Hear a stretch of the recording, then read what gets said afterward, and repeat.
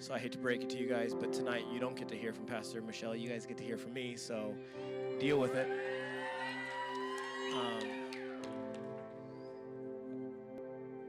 Finish line, guys. Finish line.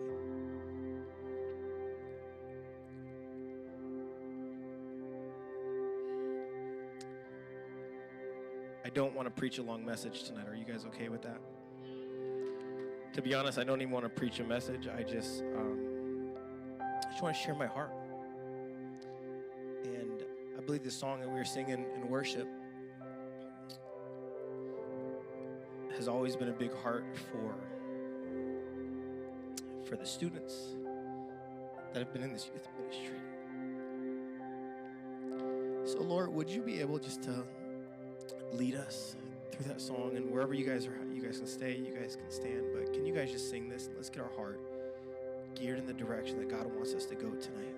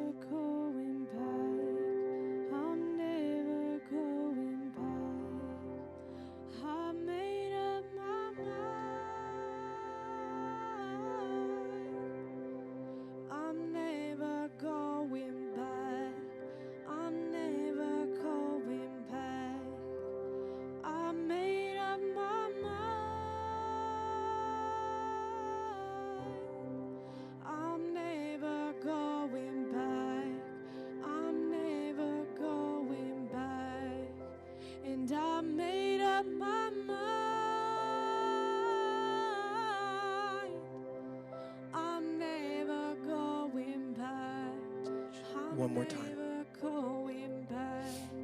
Yes, I made up my mind. I'm never going back. No, I'm never going back. You guys can sit down if you're standing.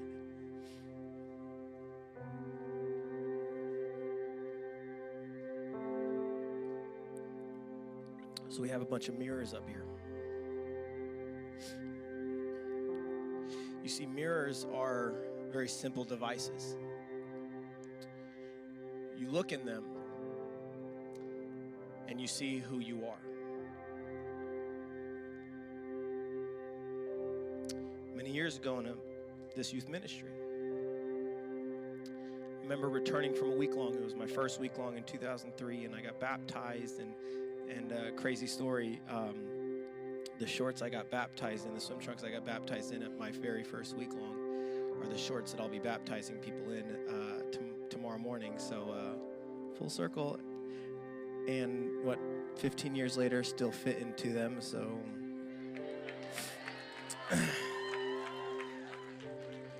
I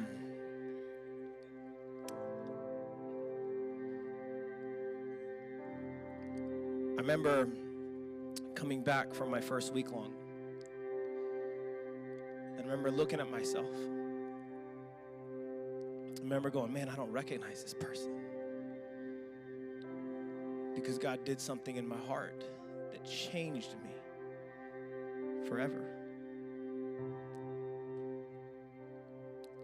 Hasn't been an easy road, because Jane was spot on. Pain is a fact of life. Pain's always going to be there. You can either walk through that pain without Jesus or with Jesus.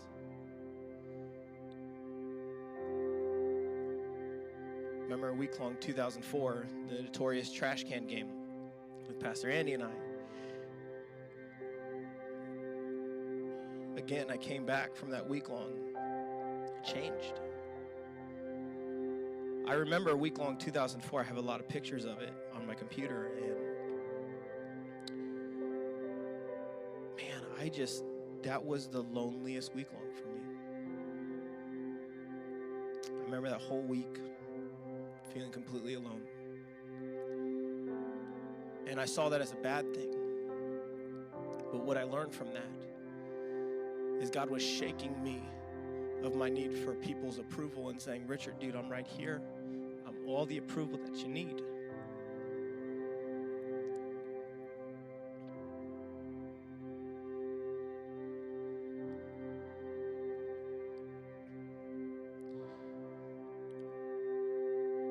The hardest thing about being in youth ministry all these years is not the work that needs to be done in the planning. That's not the hard part.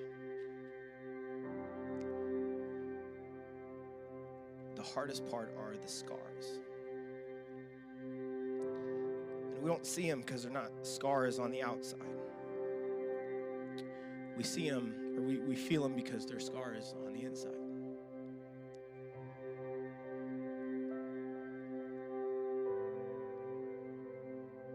The hardest part about youth ministry all these years has been fighting for people. Fighting so hard for people. In this room, staying up until 3 a.m., praying with people and fighting for them. And the scars and the internal bruises sometimes come with that. And then sometimes watching them let go of Jesus. My heart for Weeklong this year was a story. And it's found in Genesis chapter 32. This guy named Jacob. Jacob's name means deceiver. And there are so many things in his story where he deceived and he tricked to get something that he wanted. And so when he looked in his mirror, it's what he saw. I'm a deceiver. I'm a fraud. I'm a phony. And then he had this encounter with God. And it's found in Genesis chapter 32. You see, prior to this, Jacob is terrified. He's actually kind of assuming that he's about to lose his life. Because I don't want to go all into it, but he tricked his brother out of his brother's birthright, which was his inheritance from his father. And he tricked his brother out of his blessing from his father, because it should be the father of Abraham, Isaac, and Esau, but it's our fathers Abraham, Isaac, and Jacob. Like it should have said Esau. And Jacob tricked him. And he finds out that Esau is not only on his way to meet him, but he's got 400 fighting men with him. And there's hopelessness where he's at, because it says in verse 32, it says, Jacob thought, if Esau comes and attacks one group, the other group that is left may escape. And so Jacob's thinking, if Esau just comes and attacks me, then my family can go. And so he's in this place. He's in this place of hopelessness, of wondering if it's done. And he does this incredible thing, guys. He cries out to God. The times that it's not easy to cry out to God are probably the times that you need to cry out to God the most. The times that you don't feel it are probably the times you need to cry out to God the most. So he cries out to God. And it says in verse 22, that night, Jacob got up and took his 2 wives, his 2 female servants, and his 11 sons, and crossed the ford of Jabbok. After he had sent them across the stream, he sent over all his possessions. So Jacob was left alone, and a man wrestled with him till daybreak. That's just weird. When the man saw that he could not overpower Jacob, he touched the socket of Jacob's hip, so that his hip was wrenched as he wrestled with the man. Then the man said, let me go, for it is daybreak. But Jacob replied, I will not let you go until you bless me. The man asked him, what is your name? Jacob, he answered. Don't hear the name Jacob. Hear the name deceiver, phony, fraud, trickster. Then the man said, your name will no longer be Jacob, deceiver, fraud, phony, fake, but Israel.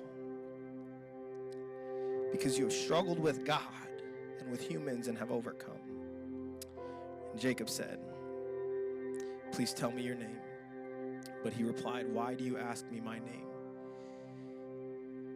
Then he blessed him there. So Jacob called the place Peniel, saying, it is because I saw God face to face, and yet my life was spared.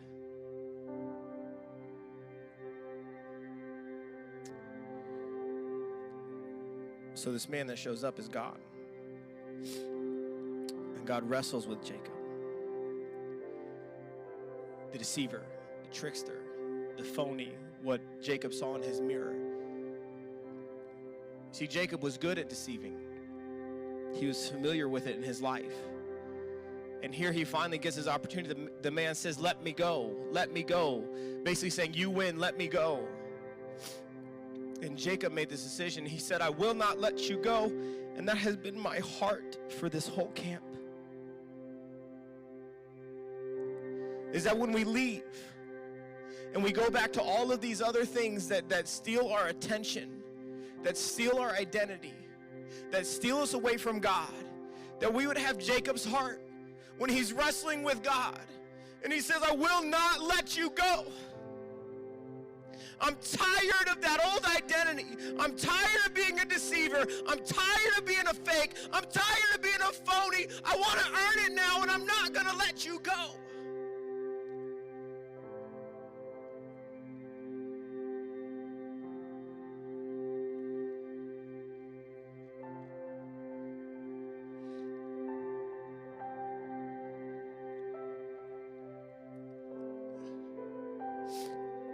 When you go back home, what's going to cause you to let go of Jesus?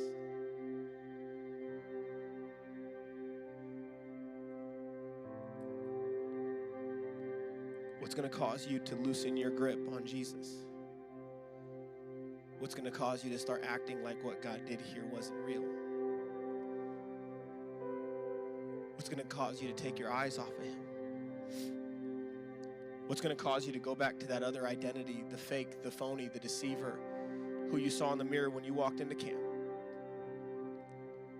Because guys, it's there waiting. You're going to get off the bus tomorrow, and it's going to be staring you in the face.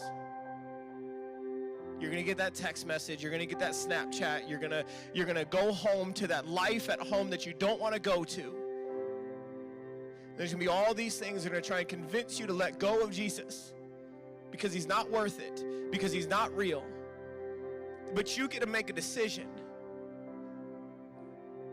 You get to make a decision. You see, your home life might not change, but you still have the decision to hold on to Jesus. Your pain may not change, but you still have the decision to hold on to Jesus.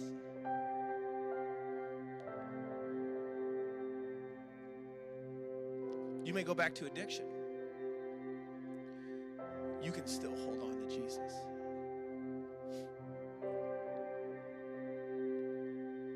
So what Jacob did is he wrestled with God.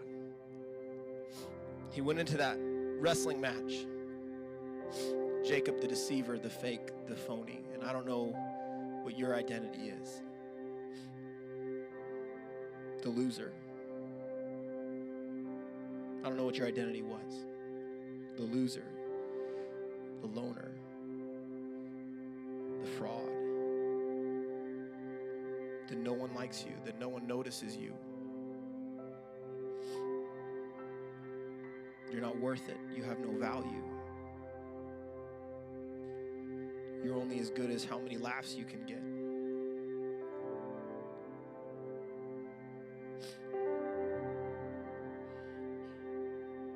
Jacob went in there deceiver, and he wrestled with God.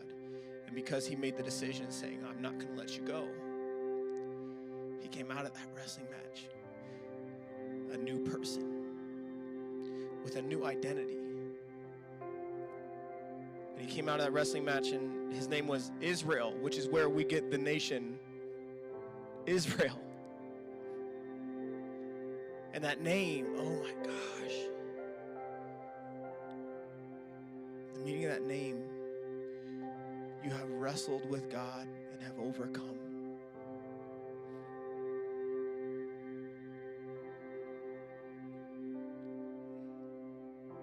You have wrestled with God and have overcome.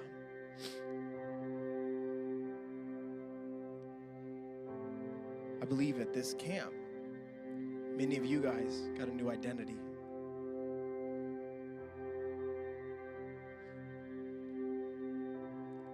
A new identity that even today, even yesterday, you may have thought, I didn't know I could be happy like this. I didn't know I could ever be this kind of man, this kind of woman. I never knew that I didn't need that anymore. Maybe you look at your reflection and you go, man, who is this person that's full of hope? Who's this person that's full of life? My charge as we end the service, as we end Weeklong, don't go back. Don't let go of Jesus. Raven, you don't have to go back. You don't have to let go of Jesus. He's there. You don't have to go back. You don't have to loosen your grip on Jesus. Antonio, I didn't call you what you don't want me to call you.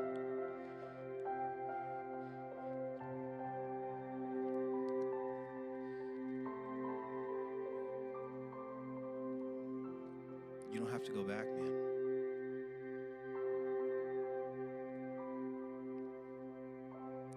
College might be tough, but Jesus is still going to be there. Wrestle with him. Brooklyn,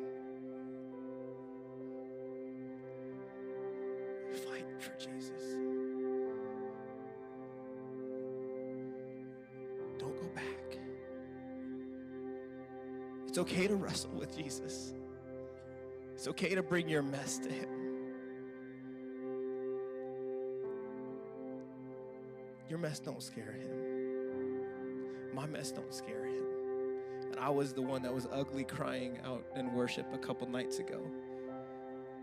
He wasn't afraid of my mess. He welcomes my mess. Zaya.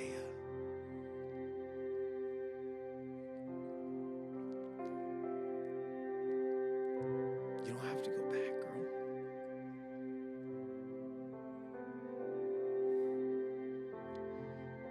He wants to be your best friend.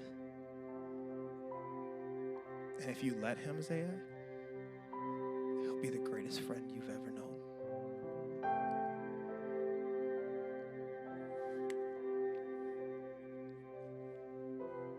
Don't let go. Don't let go. God's got a call on your life. God's got a call on your life. Don't let go of him.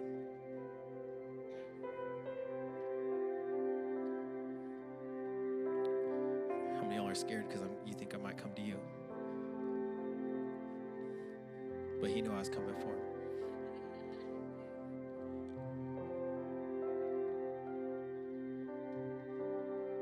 Don't go back, Caleb. God's got you.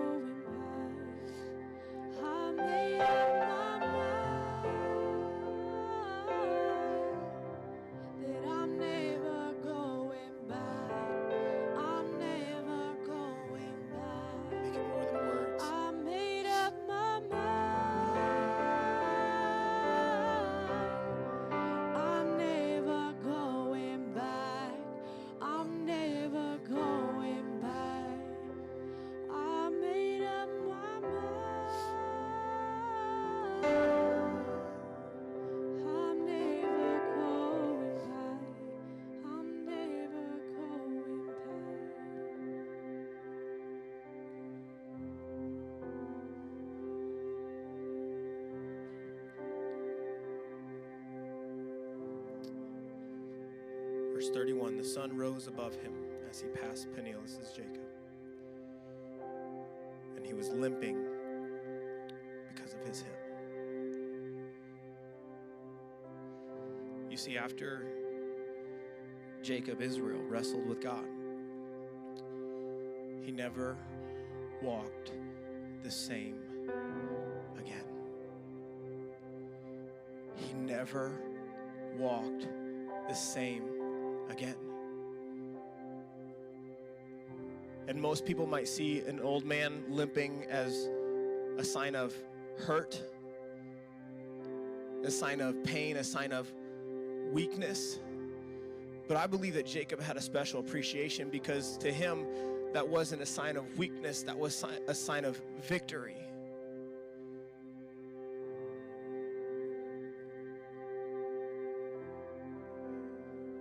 My heart is that when we leave this camp, that we never walk the same again.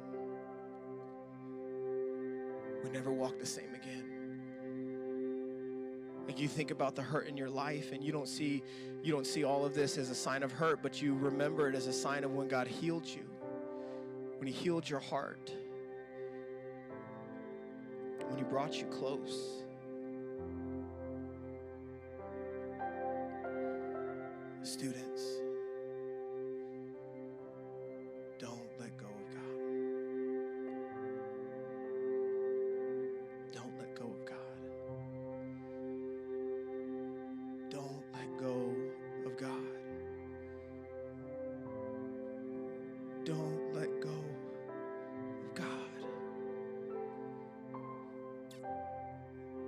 Don't let go of God. He's all the hope you'll ever need. He's all the joy that you will ever need. He's all the strength that you will ever need. Don't let go of God.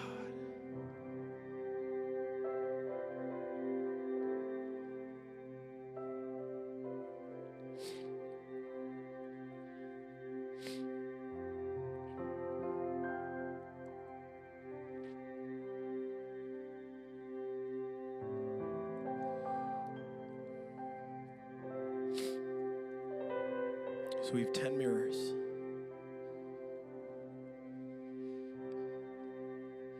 Our response is going to be a little bit different tonight.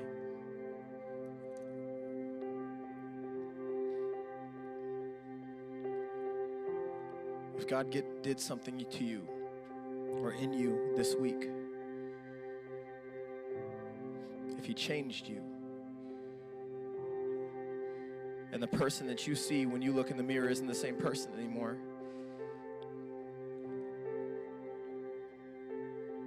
then tonight you get an opportunity to write that on this mirror. And the reason that I felt God lead me to do this is because I want, when you look in this mirror and you see that word that you wrote and you see your face behind it, that you no longer see failure. You see, I'm a son and my dad loves me. You no longer see ugly, but you see, my daddy made me beautiful. You no longer see, I don't have any friends, but you see, I have the best friend that anybody could ever ask for.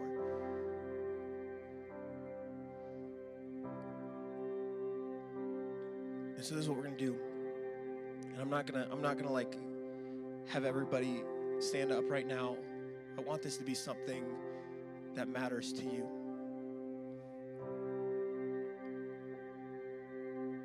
When you come up here, there's markers on the floor. And I want you to write maybe one word, maybe 5 words of the change that God did in your life this week. And then I want you to take a moment. I want you to take a moment, and I want you to look at that word in the mirror, and I want you to see that reflecting on you. Because you don't have to go back.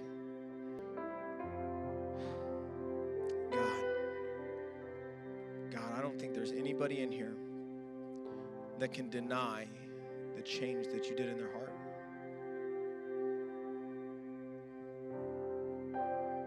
I don't think there's anyone in here that they can deny that you were reaching out to them this whole camp.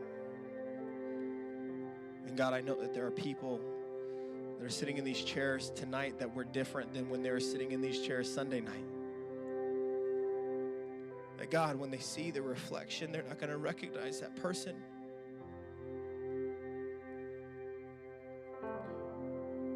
And mostly, God,